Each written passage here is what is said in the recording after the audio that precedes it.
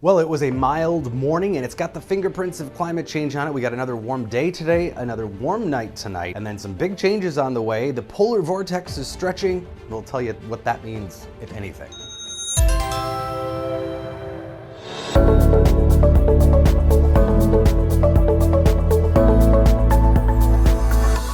Well, it was a very mild morning, especially for the northern half of the state. All of us, very similar temperatures, 50s pretty much statewide, but it means more in northern Minnesota because the normal low there is in the mid 30s versus the mid 40s here. So 20 degrees above normal there and 12 degrees above normal here too. Substantial enough. In fact, second warmest October 4th morning for International Falls, top 8% for us. And the climate shift index from Climate Central does show across Minnesota the fingerprints of climate change across the area. Not the strongest ones like we see on some days because there's a lot of fall normal volatility in temperatures, but definitely some there. So we've showed you this upper level pattern a few times. We've been stuck in the warm period here as cold remnants of Ian sit in the northeast, and then what was once a Pacific storm stalled over Montana, bringing clouds and showers to the Dakotas. That whole pattern starts to break down now, and that's going to allow the cold air to flood south in the wake of that system. So that system will bring some showers already in western Minnesota today, and then tonight further east into perhaps the Twin Cities and across the state.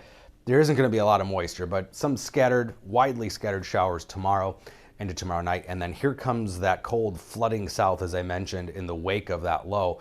Everything has been kind of stalled, and until today and tomorrow when that low finally moves over us, that's going to allow that cold to come in, coming straight from the Northwest Territories. The first real good lobe of some cold air kind of from a stretched polar vortex. So notice how this is shaped more like an oblong shape rather than a nice circle. That's a stretching of the polar vortex, and that kind of allows at least some of the cold to at least move in our direction. And it's going to come with vengeance here Thursday. Windy, much colder. High pressure settles in for Friday, end of the week, a cold high pressure. So winds will calm down quick by Friday, but that also means some very chilly nights when you have calm winds like that under clear skies. And the possibility of some snow showers. Yeah, these are some flurries making their way perhaps into the Minnesota side of things Thursday into Thursday night. The Duluth Weather Service even tweeting this out yesterday evening, talking about that possibility. They have seen some flakes early last week up on the Gunflint and around Ely. Nothing that accumulated, and this won't accumulate either, but heads up, if you're in northeastern Minnesota, you might see some flakes way up there. Highs Friday are going to be mostly in the 40s, so a chilly one, but with sunshine, around 50 in the Twin Cities, but most of us in the 40s, and it's going to set us up for a couple of cold nights. Both Thursday and Friday nights are going to be very chilly.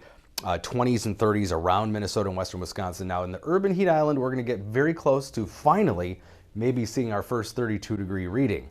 It's going to be very close, but I think we'll get there. It's a little bit better chance at least than what many saw in the last couple weeks. 77 today, very warm, a full 12 degrees above normal. Still warm tomorrow, but with more clouds, a few showers. You'll notice the breeze picking up late in the day. And then Thursday, falling temperatures, a chilly Friday. We warm up quickly though. The rebound will be pretty nice and abrupt. Back into the 60s for the weekend into early next week.